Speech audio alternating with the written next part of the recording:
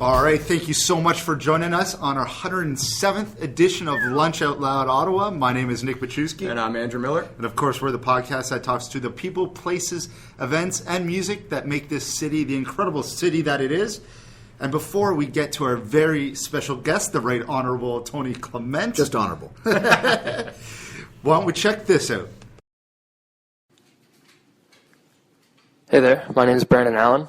Throughout the program today, you'll be hearing songs from my EP, which is called Compromises. If you like what you hear, you can grab the EP at brandonallan.bandcamp.com. And you can also see me and my band play live at Irene's Pub on Friday, March 13th. Here I do the best that I can. You are not a child or a man. Dear, I do the best that I can. Well, he played guitar and he sang one more song while she wondered when my man came along. Well, he played guitar. All right, thank you so much, Brandon. So, great tunes. That's from the Compromises EP. That song was We Wait, and I hope you check them out. The EP is absolutely awesome. If you are a big fan of Wilco, and I know a lot of people in Ottawa are fans of Wilco, I can only judge that because they're almost at Blues Fest, either as Jeff Tweedy or Wilco every single year. And I'm pretty sure he'll be here again as Wilco this year. Great. I think. Well, So hopefully. that was a lot of fun. So check out Brandon Allan, March 13th at Irene's. And so before we get to Tony Clement, as always, Jen from Foodie Prints will come on at halftime, and she'll talk to us about 3 awesome events coming up. We got Sip and Slurp, the Noodle Festival, 2nd edition, coming up on Saturday. Also Saturday night, you got the Hot Potato charity event over at the Museum of Nature. Lots of That should be potatoes. interesting, yeah. Yeah, if Lots of carbs. Lots of carbs. There should be a race right after that. And then next night, Bose is doing a February event at the Wellington Gastro Pub, so you know that's going to be awesome beer and awesome food. They're So going to be doing that- some bowling out there. Or something. yeah, it's Sunday night. So that the bowling is after with Atherton, okay, and yeah. I think that you're wearing suits in bowling. I don't know. I don't know. I think it's a Why not? black tie affair. Sure. Tuxedo, top There you hat. go. Yeah. Exactly. Bringing back the class to the bowling. So we're here. This is our first time. This is my first time in this building, the Confederation too. building. Welcome. You got a nice Yeah. little spot here? This is a Yeah, I've lovely been here since I got first elected in 2006. So it's this All right. exact office. yeah, this exact Well, office. it's very homey.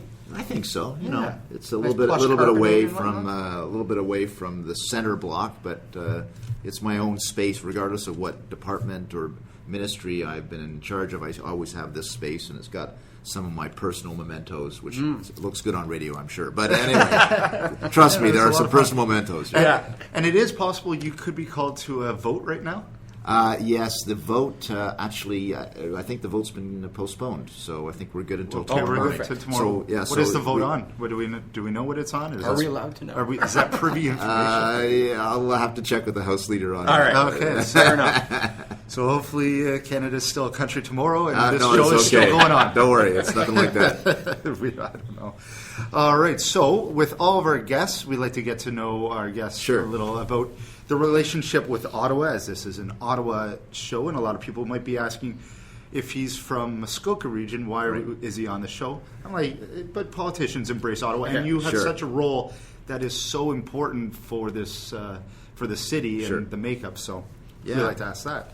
So I guess your love of music Yep. in Ottawa. Did you get to go out to a lot of locations here? It's been an evolving process for me. I've been elected here in the House of Commons since 2006, so I'm, in year 10, I guess, 9 years of serving.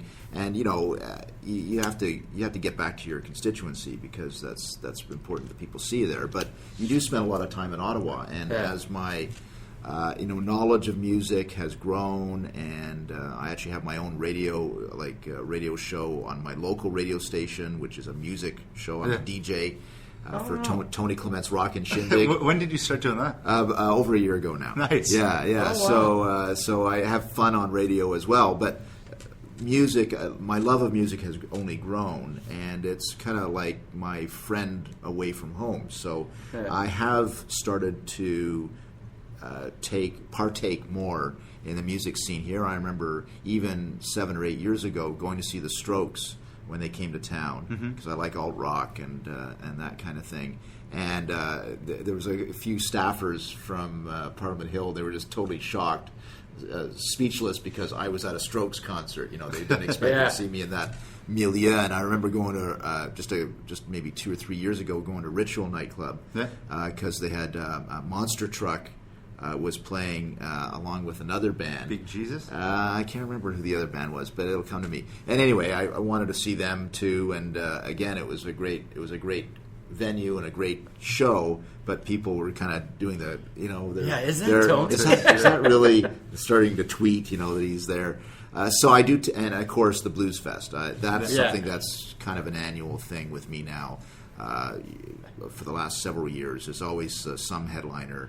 And some more obscure band that I like to see. Do you make it to a lot of the nights, or I'll usually pick 2 nights that I'll go to, and so it depends on each year is different, obviously. But I've been able to see some great bands there. And, Tegan and Sarah. I remember one year I did at the same, almost simultaneously, Tegan and Sarah and Soundgarden.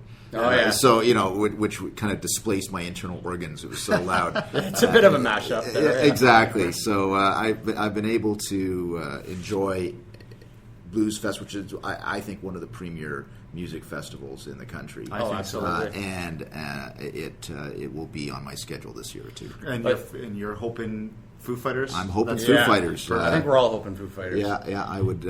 I'd like to see them. You were talking about some other bands that I'm into as well, like Alt J or Modest Mouse. I don't know. I don't know if they'll make it to Blues Fest because they're at the way home. I just don't know. I just don't know the. They usually have a 6-month window if they're with. We'll see. But hopefully there's some pleasant surprises. And look, everybody knows that the music industry has transformed itself into a festival-based. A lot of it is festival-based now. So we know that these bands are going to be out all summer long in various venues. And so Ottawa will definitely get its fair share. Yeah. It's funny that you mentioned that people are kind of shocked or taken aback when they see you at a show. I was actually showing some real estate the other day, and I mentioned that we were going to be interviewing you. And right away, the other agent that was with me said, "Oh my God, I saw Tony Clement at the Killers concert at Blues Fest." And he pulls out his phone and he's like, "Look, I got a picture with it." There's a lot of selfies. There's a lot of selfies at the Killers show. He was quite proud of that. Yeah, I saw them. I think Weezer was last year too, if not the year before. One of the last years. Yeah, but definitely enjoyed them too. So it's always great shows there. And so one of the ways that I love Ottawa is through the music scene. That's definitely the case. And hopefully we can send you some bands to play on your radio show from Ottawa. Yeah, I would love that. I would love that. Yeah, I'm always looking for Allan. It's always thematic. So last month was Soundtrack Saturday. This month is Breakup Songs. Okay. So as long as they fit convenient a week after Valentine's Day. That's what I figured. You had all that Valentine's stuff. Now let's go to the heartbreak. For sure. And what about restaurants in the city? Do you make it out to restaurants when you're around here? Yeah, I live around the market, so a lot of the restaurants around the market I definitely frequent. When it's official, it's usually the higher end ones or ones where. What are some of the higher end ones? Well, for us common folk like this? Yeah, I would say 18 or. Lux or something like that. And by the way, I don't have an expense account. I pay for this out of my own pocket. I want your listeners to know that. But when I'm just like with guy friends or whatever, then Zach's where you can get a good malt shake and a nice large blue plate. Exactly. So stuff like that is more when I'm relaxing. It'll be something like that. What about when you want to check out your Habs? By the way, we're recording this tonight, so it's Sens versus Habs. Yeah, big game. Big game. Well, hopefully for Montreal. Ottawa wants to get the draft picks. That's what we're looking for. Yeah, it's the race to the bottom. Yeah, they really should be, but I don't know. They seem to be dropping the ball on that. Yeah, I usually on Elgin, I'll go with a couple of guys to one of the bars on Elgin. Sir John A's or even further along, and there's a francophone bar that one of my francophone friends likes to go to. So. Oh, you're okay. Further down Elgin. Yeah, I can't remember the name of it now. It's something to do with chicken, but anyway. It'll come St. Louis? Yeah, St. Louis. That's it. Yeah, a great place to watch the game. So I go there. I've been there a couple of times with my Habs jersey on. So far, they made it out alive. They haven't pelted me with rocks or garbage. So no, there's a lot of Habs fans here. Yeah, our city's pretty good for that. You're lucky. I grew up in Hamilton. By way of explanation, because people from Toronto, why are you a Leafs fan? Or I grew up in Hamilton, and we never cheered for anything from Toronto. So even in the Muskokas, they must look at you a little different. Well, yeah, in Muskoka. Perry Sound is Bobby Orr country, so there's a lot of Boston fans. I had a friend that had a cottage there, and it was right near Bobby's. But Muskoka is where all the Leaf players have their cottages. A lot of Leaf, you get a lot of that, but you have a lot of NHLers. They're usually there in April, so they're there early, making sure their hot tubs are good. Yeah, hitting up the golf courses. Exactly, but no, we get a lot of NHLers from a lot of the different teams. So Yzerman was always had a place up there, for instance. So it's not just Leafs players. Played in Peterborough. How is Muskokas coming along these days? A lot of development going around there now, or it goes up and down. Things have improved somewhat. I mean, there was a bit of a dip with the recession and so on.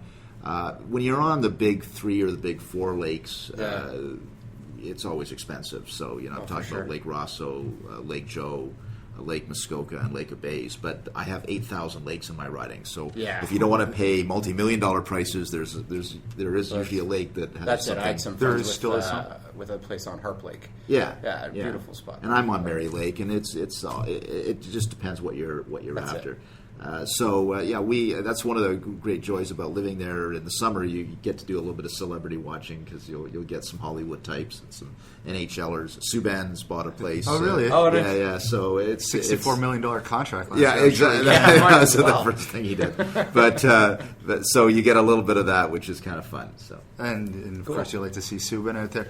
I just recently there was a thing because I love following you on Instagram. It's a lot of fun, and I think that's good that you see politicians be personable because they are normal people. Yeah. And I just saw that they wanted you to tweet and put on Instagram both official languages. Isn't that I mean, it's for anything. Parliamentarians, don't you? There's only so many characters you're allowed on a Twitter post. Yeah, I know. It's going to get a bit ridiculous. So basically, it's my personal account. Anything that's official, there is an official account for that on Twitter. So I feel that I'm within my rights to express myself, and I have expressed myself in both English and French, in both Twitter and in Instagram. So I think I'm pulling my weight as someone who can use both languages, and I'm a little bit more efficient in one than the other, but I still try to do my best there. I just think that's but Instagram, that's a good case actually, Nick, because I do use Instagram as it turns out to showcase Ottawa, and the Parliament buildings. Obviously, I posted a couple in the last couple of days. One outside shot of the Parliament buildings, one inside the chamber. And the Parliamentary Library is another great place where you can get some great photos. But also when I'm around Ottawa, I'll post some photos around Ottawa. And so it's a great medium because I have people from all over the world who follow me. I've got 3,200 followers on Instagram and about 46,000 on Twitter. So it's a great way to showcase the city as well. So I encourage people to do that. And I know for a fact, if you were to ask me, where do you get most of your followers from, on Twitter or Instagram? Mostly Ottawa people, but it's also people from around the world. So it's a good little mixture there. But I would say more people from Ottawa than anywhere else in the country. And it's easy and it's fast and it's keep in touch. Yeah, and exactly. It's reaching out, so that's good.